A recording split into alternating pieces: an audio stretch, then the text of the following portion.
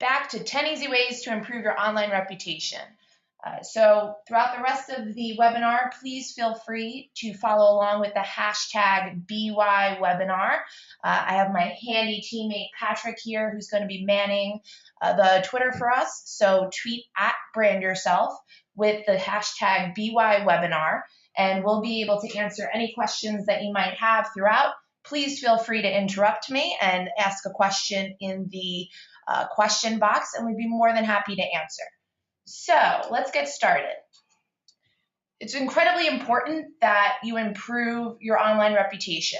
No matter what you do, what industry you're in, whatever job that you have, you're going to be Googled, and you're going to be Googled by a lot of different types of people, whether it be an investor, a client, a potential customer, a business partner, potentially a competitor who's looking up on you, even your coworkers, and even sometimes your own dates.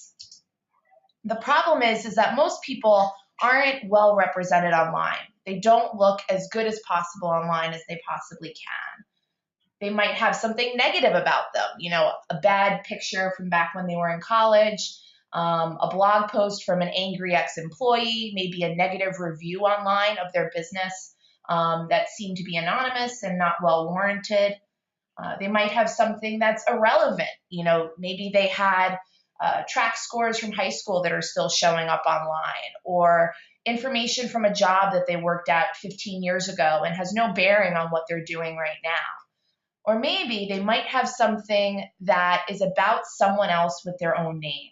We call this the "hey, that's not me" category. In fact, Brand Yourself started, if you don't know this story already, with our co-founder Pete Kistler, who's right there in the picture. And he was trying to get a job in college, and he was being mistaken for a criminal of the same name in Google.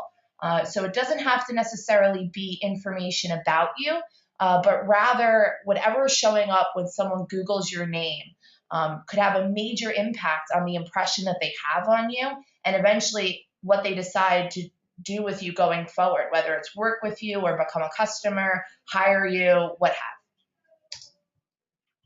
So how can you make sure that you look as good online as you do offline? You put a lot of time, energy, and hard work into looking as good as possible offline, and you do good in your job, you volunteer, you work with your coworkers well. So let's make sure that it's reflected as good online. And the key is you want to build really positive, relevant content about you, content that you actually want people to find. And then you want to make sure that they find it. And that's what we call SEO, or long-term search engine optimization. Now, search engine optimization is the process of creating content that you want people to find and ensuring that it shows up as high as possible for a specific search term. So in the case of your own personal online reputation, we want to make sure that your name is being optimized, or that the content that you're creating on behalf of yourself is showing up when someone Googles your name. So how do we do that? Search engine optimization can be a long and complicated process, but the purpose of today's webinar is to take some of those tools and boil it down into 10 easy things that you can start doing today or tomorrow in order to start looking better online. So some of the factors that go into SEO, or the basics of SEO.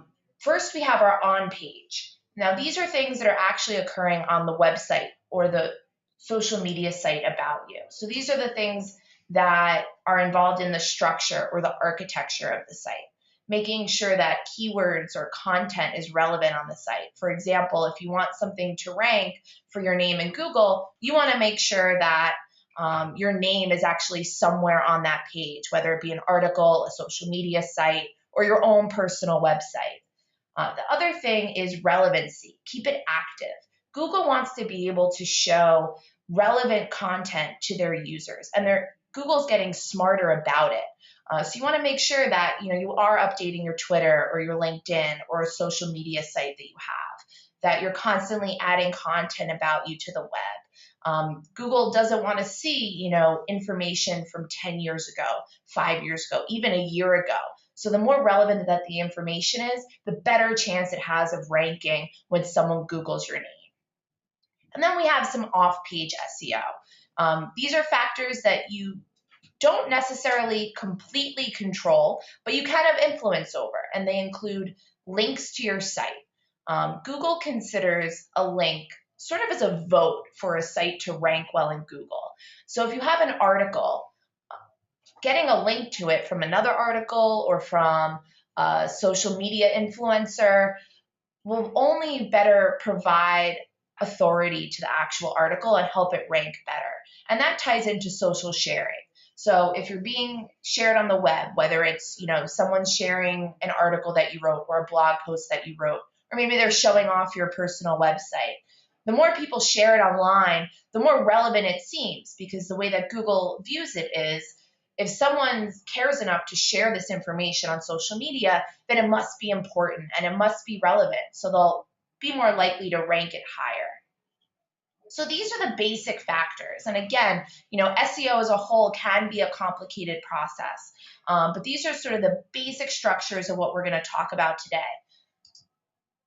So the first thing that you want to do when you're taking a look at your online reputation is Google your name.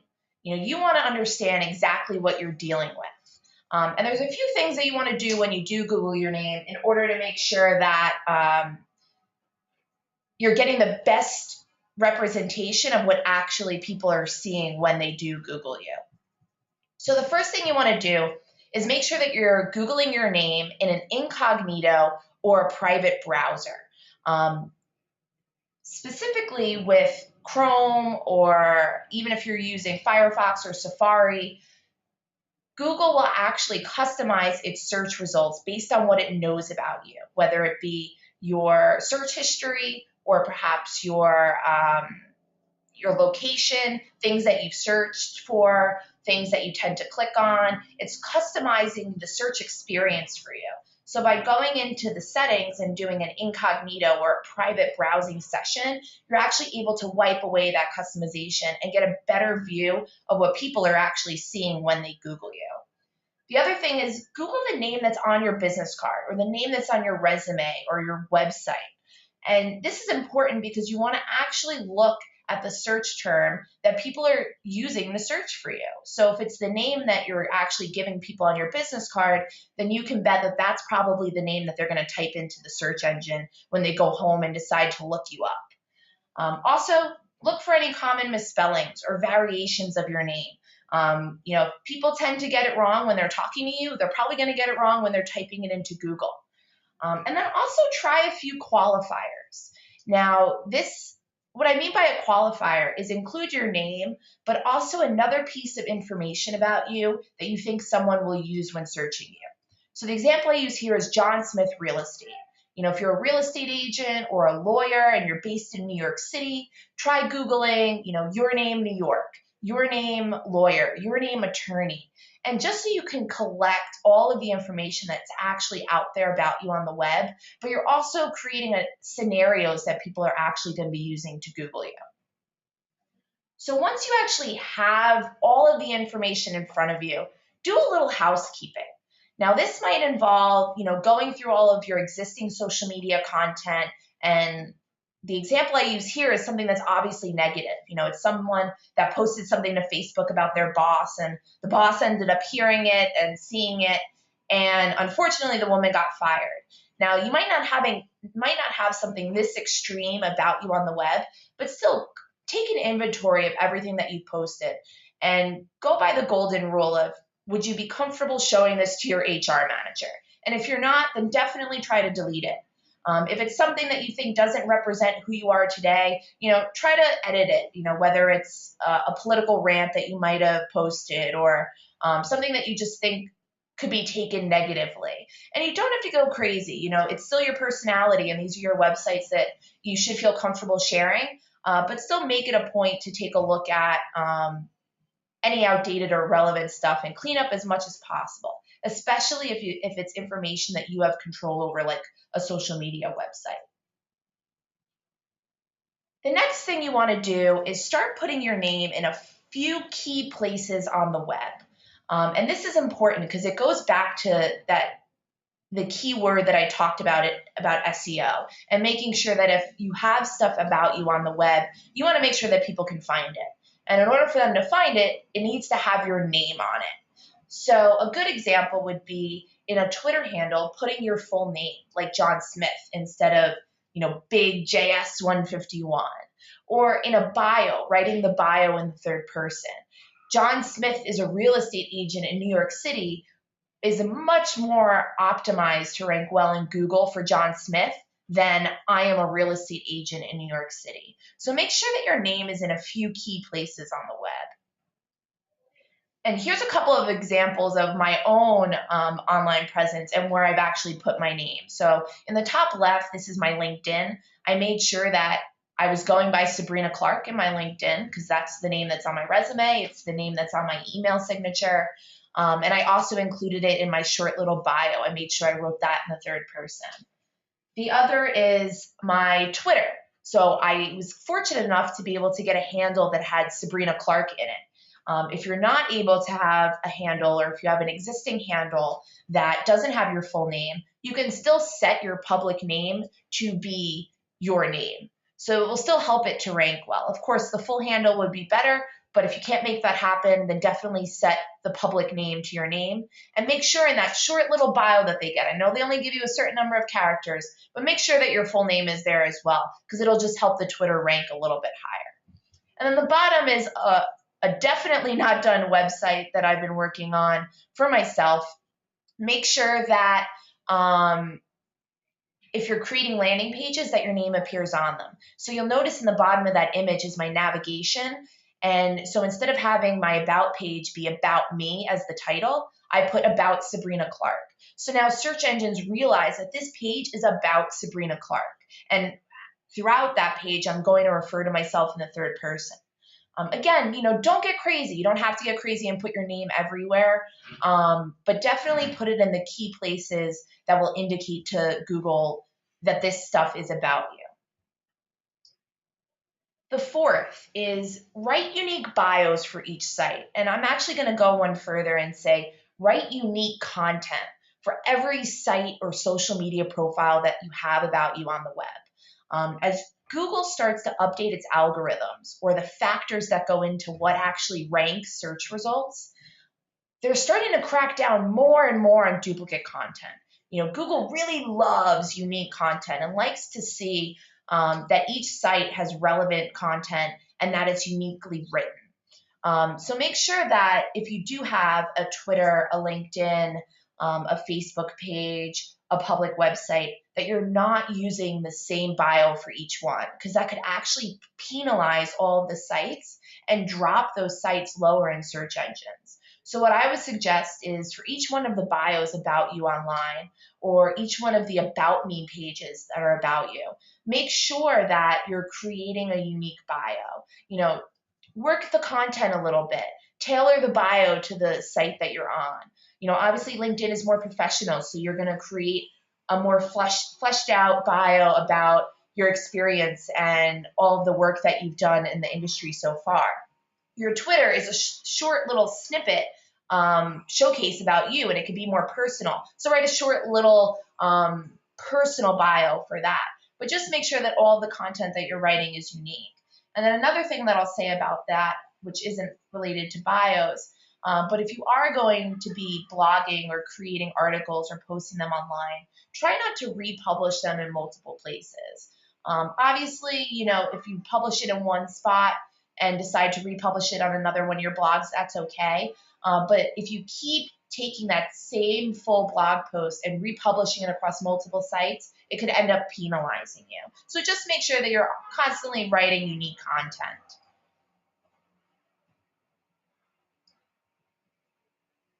So the number 5 tip is join one social site and fill it out completely.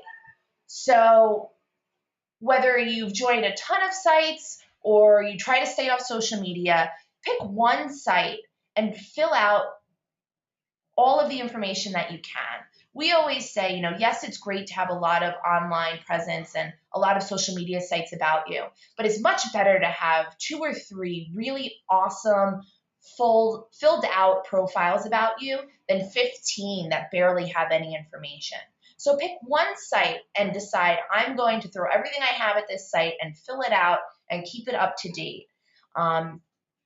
I would advise picking a site that relates really well to your industry, whether it's actually an industry community or if you think that it's a site that you should be on as part of your industry. I know, for example, lawyers have a site called AVO, which is a social network specifically for lawyers. So if you want to really focus on that one, then that would probably be best for your unique situation. And then, make a manageable schedule and stick with it. I think when people decide to redo their online reputation, they get a little nervous by how much work they're actually going to put in. So pick a schedule that you think that you can manage and really stick to it, whether it's I'm going to post to my Twitter 4 times a week, or I'm going to share an article on LinkedIn every morning, whether it's something I wrote or something that I'm writing for. I'm going to comment on someone's article on the Huffington Post. Whatever it is, make your schedule and stick with it. And a few things that you can choose to do as part of your schedule is to share and comment on industry articles, share relevant news that's related to your profession. Obviously, if you've created content, whether it's a blog post or you've created a video or anything like that, make sure that you're sharing that across all of your networks, or even commenting on existing industry articles. All of that activity will help your sites rank a little bit higher. So it's important that that you're sticking to this schedule, because going back to SEO, the more relevant that a site is, the better chance it has of ranking. So try to update your Twitter when you can. Try to update your LinkedIn and your other types of sites. And then the other is, when you can, try to share rich media. Google tends to really love rich media, and I mean, images, videos, presentations, and they also get the most engagement on social media. So if you can share a video that's related to your industry, or if you're sharing an article on Twitter, try to attach an image to it, and they tend to get more engagement. Another great tool that we use here a lot is called SlideShare. And SlideShare is a social media site that allows you to share presentations, videos, infographics, and it has a really active community, and they tend to rank really well in Google. So if you have existing presentations that you've used for maybe a conference or a webinar, share it on SlideShare, and that becomes another really awesome piece of content about you that helps create you as a thought leader within the industry. And also, the little tip at the bottom is fill out all the descriptions and tags. If you're going to upload a video to YouTube or Vimeo, make sure that you're filling out the description at the bottom, or that you're tagging it properly. All of that stuff really helps contribute to the overall SEO and helping it rank well in search engines. Our 8th tip is to purchase a domain name, even if you don't intend on using it right away. And make sure that your domain name is your full name, whether it's yourname.com, .org, or .net. And a few things that you should know before purchasing your domain. They are inexpensive. Obviously, if you have a very competitive name, then it might be a little bit more. But typically, it's in the ballpark of around $10, maybe $12, $15 a year in order to register the domain name. And then make sure, and this is the most important thing about the domain, is make sure that you use, yourname.com or some variation. So no matter what the extension is, make sure that your full name appears together in the domain. So if you can get yourname.com or johnsmith.com, absolutely get it. If you're unable to find a domain that has your full name in it, you can add a qualifier, but make sure that your full name stays together. So for instance, I couldn't get sabrinaclark.com, so I purchased sabrinaclark.net. I could have also purchased sabrinaclarkmarketing.com. And then even if you don't plan on using it right away, it keeps someone else from taking it out from under you. there's definitely someone out there in the world that has your name, and they might purchase the domain and then you won't have it. So it's a good security to be able to use it. Also, even if you're not planning to create a website, there are a lot of social media sites like Tumblr, also a Brand Yourself profile, where you can actually apply a custom domain. So that's where this would actually come in handy. So even if you're not planning to have that full-fledged website, you can apply it to a smaller social media site or blog in the meantime. And where to purchase one. You can go to, there's tons of them. Here we tend to recommend GoDaddy or Hover just because they tend to, they're easy to use, easy to figure out. But obviously, if you want to purchase it from another site, by all means, go right ahead. And then the next thing is try your hand at blogging. And I know some people might think, oh my God, I don't have time for this. But there's so many tools that are popping up that are that enable you to very easily blog. One of them, and it's the logo to the far left, is a site called Medium, like low, medium, high. And basically, once you sign up for Medium, you can immediately start typing away and post blogs without any sort of, coding experience or anything like that. And it's very popular.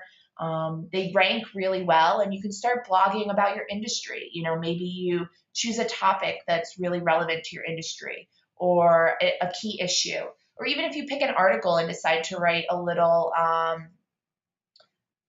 write-up about it, what your thoughts are on something relevant in the news. And then some of the other logos include, so the second one is a WordPress. Obviously, WordPress is very easy to use.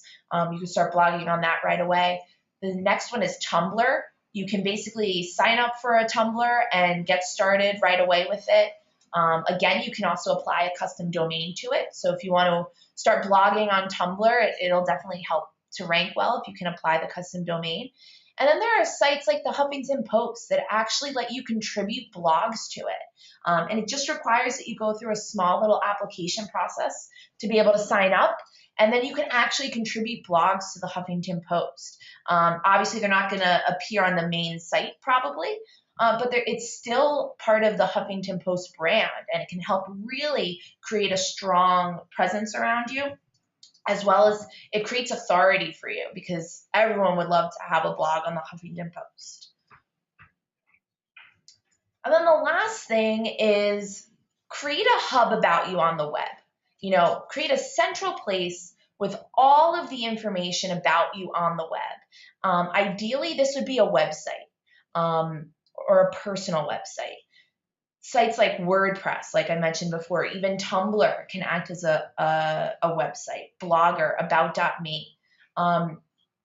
These are all free tools. They're easy to use, and they allow you to create a very simple personal website that you can get up rather quickly. We do recommend WordPress just because it is very easy to use. It's SEO friendly. But if you're not ready for building your own personal website, or you simply know you don't have the time, definitely create one site.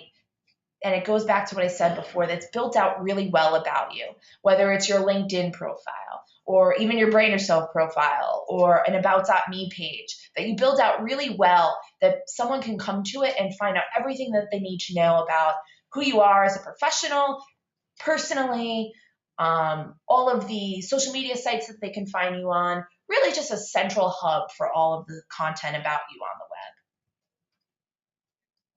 And then bonus, I'm giving you a bonus tip, link your content together. And this is definitely an SEO focused tip. And the diagram might be a little confusing right now and seem overwhelming, but the concept's very simple. If you have a personal website or a blog, and you also have a Twitter, make sure that they know that they're related to one another. So put a link to your website on your Twitter and vice versa. Put a link to all of your social media sites on your personal website. And by linking everything together, it's signaling to Google that all of that content's related. So when someone does look you up online, all of that content is being grouped together in Google's eyes and helping it rank higher for your name. An example is on the Brand Yourself Twitter, there's a area that you're able to put a website. So we linked the Brand Yourself website, BrandYourself.com. So this basically signals to Google that these two sites are connected. So they should probably be ranked together. So if you do need some help, obviously Brand Yourself's here to help. So we have a series of tools as well as services for anything that you might need. We do have a free do-it-yourself tool that sort of takes these SEO tips that I've been talking about today and sort of walks you through it. So at the very least, I advise you to sign up for that free tool just so you can, get some more information about SEO.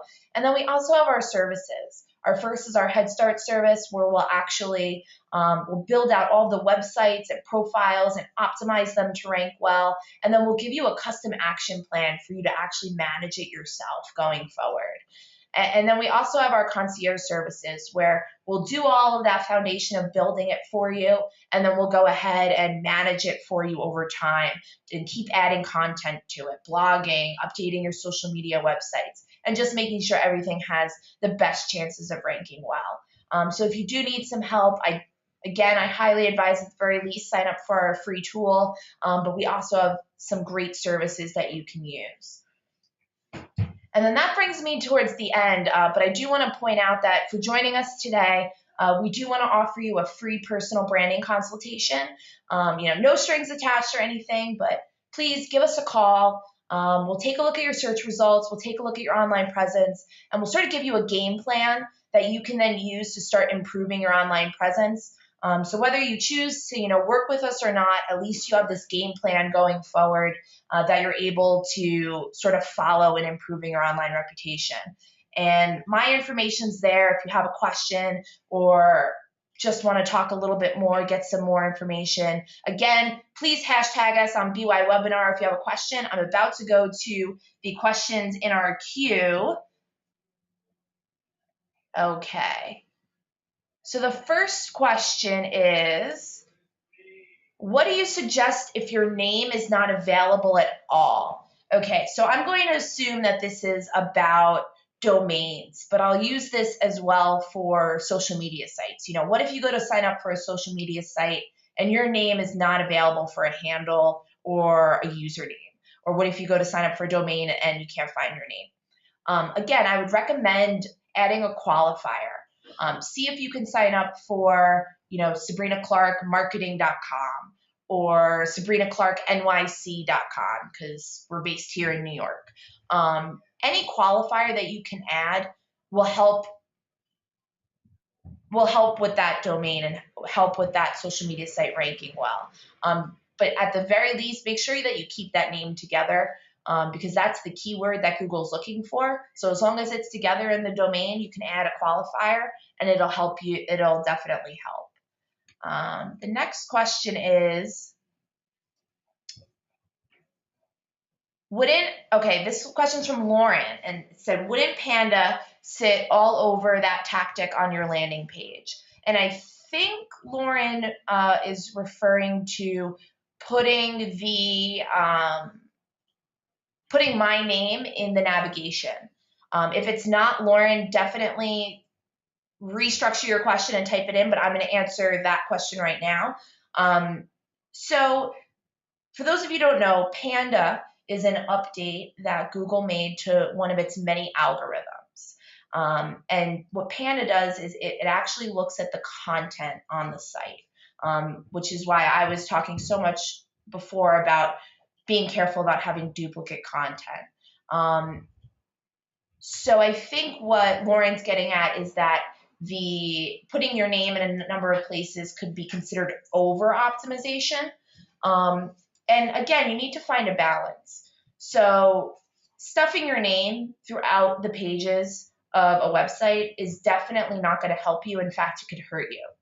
However, having a About Sabrina Clark home landing page and then filling that page with a really awesome bio about Sabrina Clark, all of the things that I've done with Brand Yourself, where I went to school, my interests, and filling it out completely with content that people would actually want to read would not be considered a penalty at all. And we like to talk about it in this aspect. If you're not trying to gain Google, you're probably going to be okay. So as long as you're creating content for people that is valuable and content that people would actually want to read, then you shouldn't be facing any penalties with that.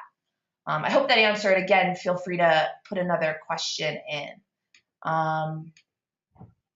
Okay, so I got another question. Is the domain extension .me or .info also better options? Yes, there are definitely options. Again, if you can get a sabrinaclark.me, then I would say go for it, because it's really what you're putting on that website and what you're putting, all the content that you're putting towards, that's really going to help it rank. And the fact that you were able to keep your full name in the domain.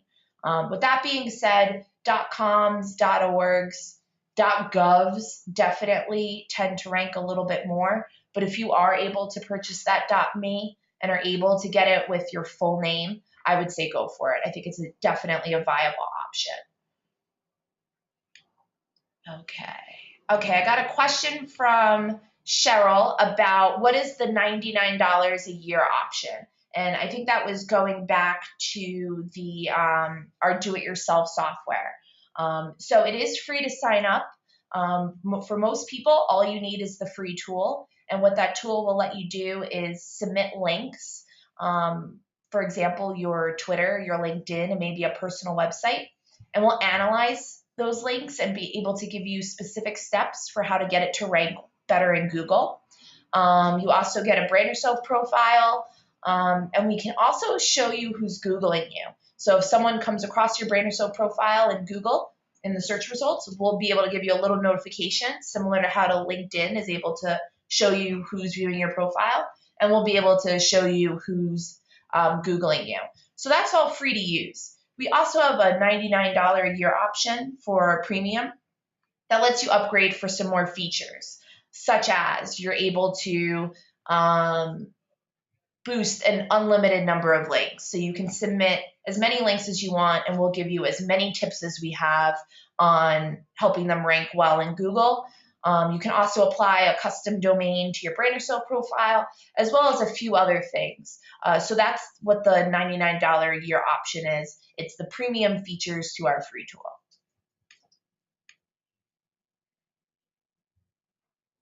Okay,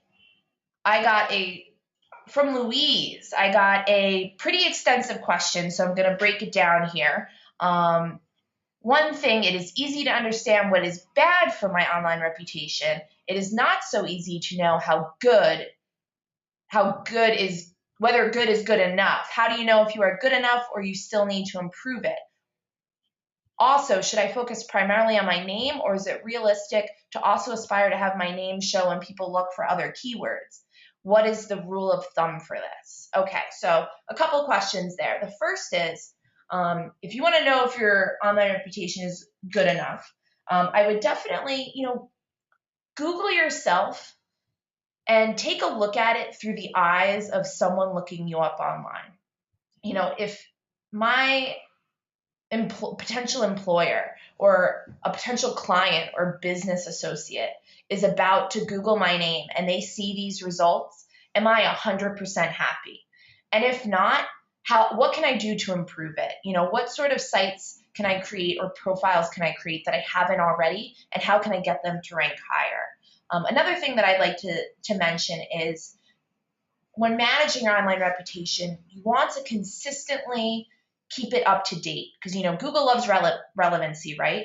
And the more that you keep it relevant and manage it, the better that you're going to be able to maintain that positive presence that you created. So even if you look at your results right now and are 100% happy, then definitely make sure that you're constantly maintaining it and keeping to that schedule of keeping everything up to date to make sure that it stays as good as possible. And then the second part of your question is, should I focus on other keywords that make sense for my name other than my name? So I'm going to use an example here. Let's say John Smith is an attorney in New York. Obviously, he's going to want everything to rank really well for John Smith, but he also probably wants to rank well for John Smith Attorney, New York, because people are actually going to be looking that up. And the way you want to go about that is making sure that you include those other keywords in the content that you're creating. For example, if you're going to be creating a bio, make sure it says, John Smith is an attorney in New York, and automatically it's going to help you start to rank well. And I think that you'll notice when you do Google yourself and you're Googling different variations with different qualifiers, you'll notice that a lot of similar content does rank. And that's because Google's incredibly smart. They put a lot of effort behind these algorithms, and they're able to know when content's related. So as long as you're adding lots of content about the fact that you're an attorney in New York, or that you're a real estate agent in California, or whatever else you want to rank for, as long as you're adding that content to the sites, then you should be okay there.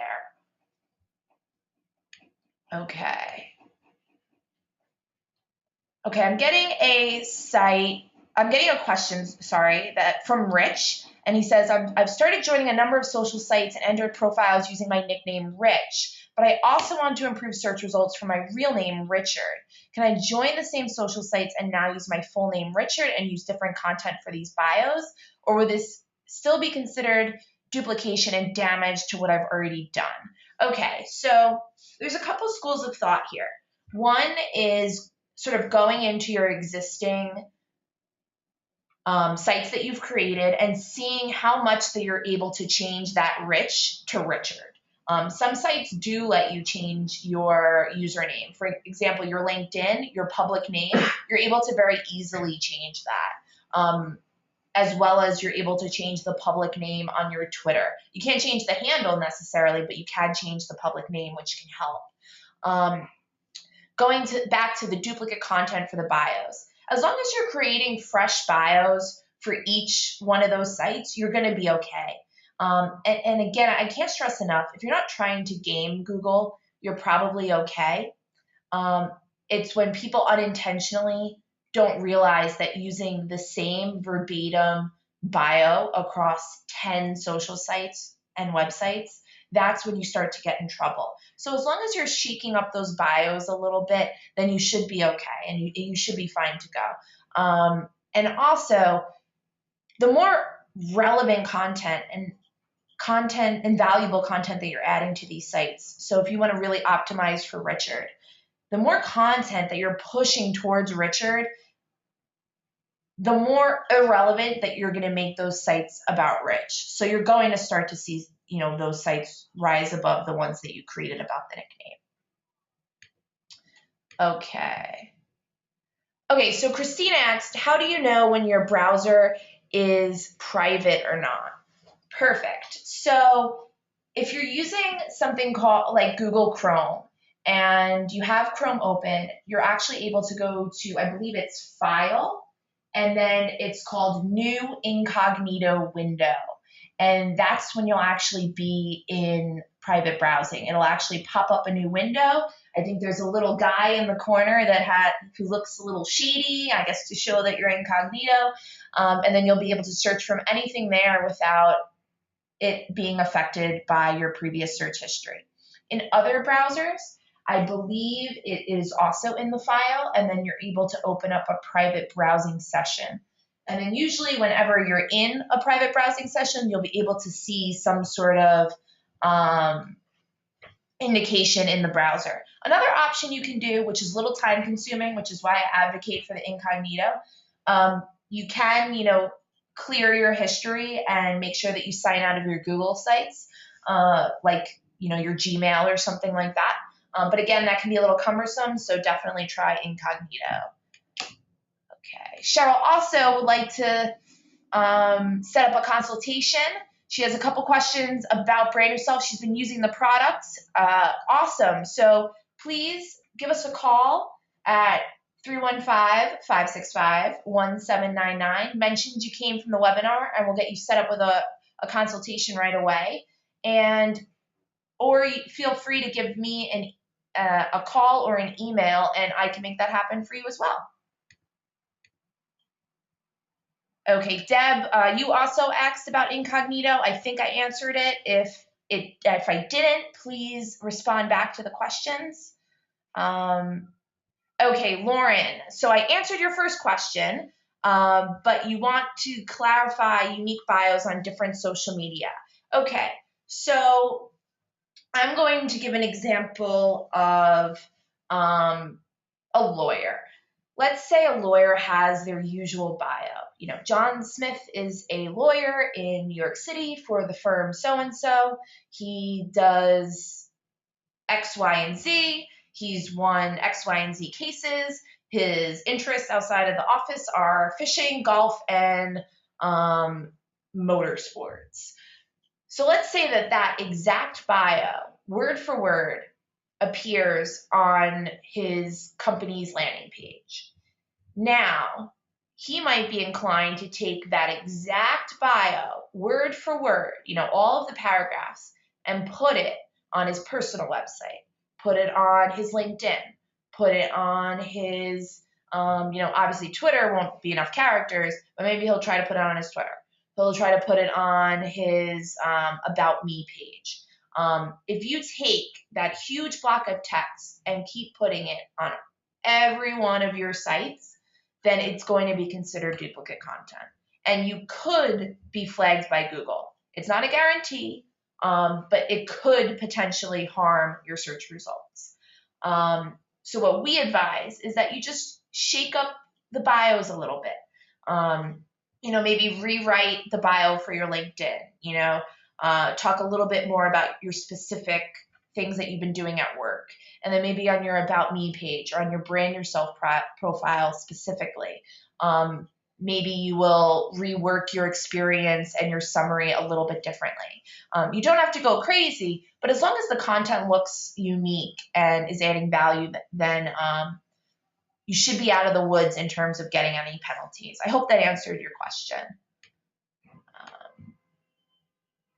Okay, so Sheila asked, should a person purchase the .net, .info, .org in addition to the .com? What about .us? The acquisition of domain names could become a considerable expense. Absolutely. It would be impossible to go out and try to purchase every possible domain for yourself. And it's not cost effective and doesn't make a lot of sense.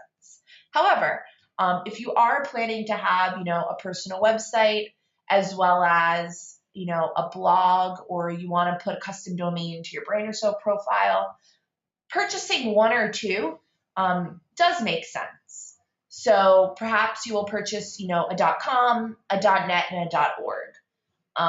That would make sense for you.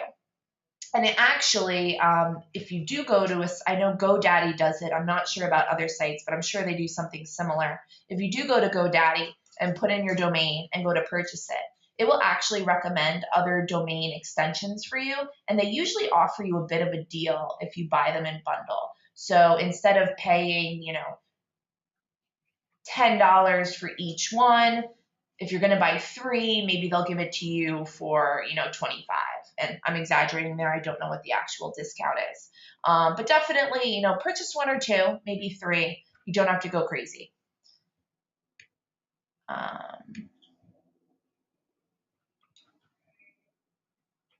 Okay. Lauren asked, unique signatures on each social media channel. I'm not sure what you mean by signatures. Can you just clarify real quick while I go to one other question?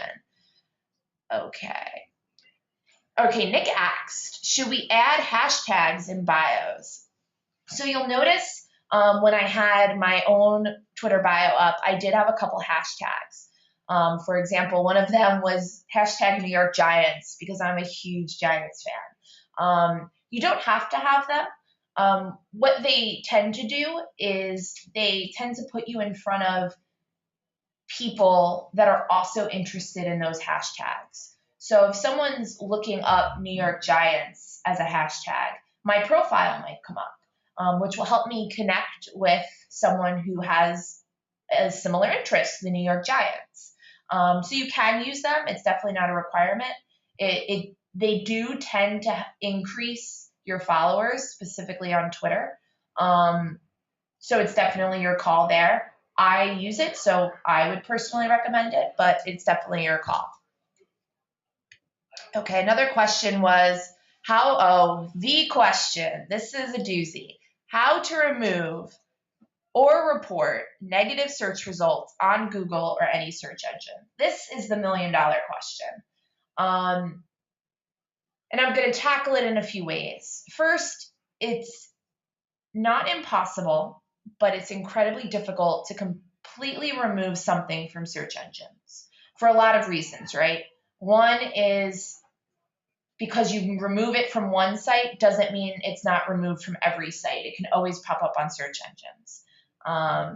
The other is it can be very difficult to get something removed. Now, in Europe, they did pass a new law called the right to be forgotten, where you're actually able to appeal to Google to have search results that you think should be taken down.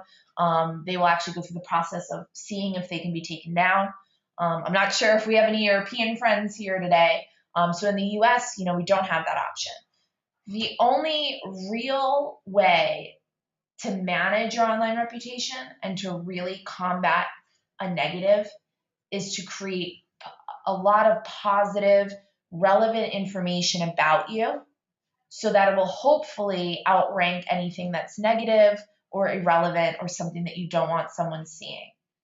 And by really building out a strong online presence, you're also minimizing the impact of that negative.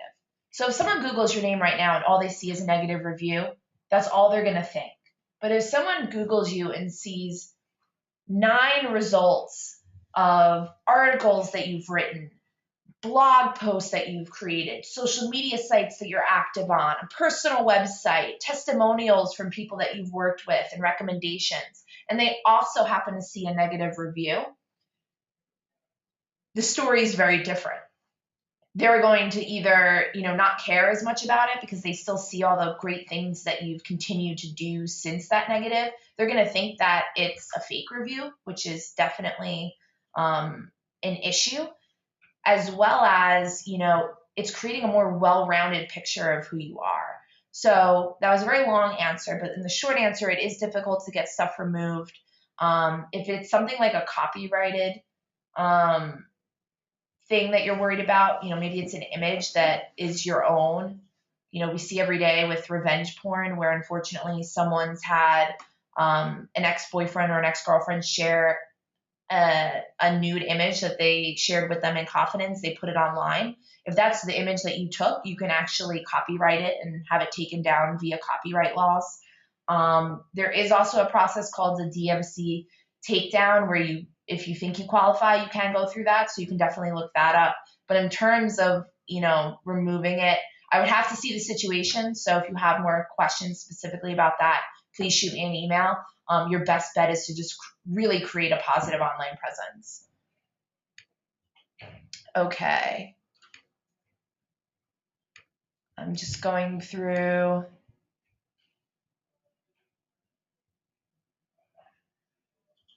Okay.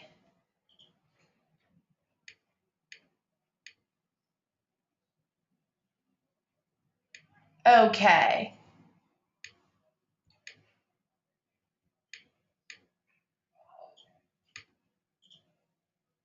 How about Nick asked, how about adding a testimonial in your bio if space permits? Absolutely. If the space allows it, absolutely add a testimonial. That adds real credibility. It shows that you've worked with people in whatever industry you are. Everyone wants to see a testimonial. So it's definitely that type of information that you want to showcase. So absolutely, if you can fit it in a bio, put it in there. Okay.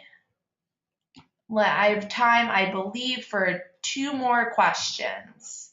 I'm going to refer to Patrick. Patrick, do we have any questions on Twitter? Not many.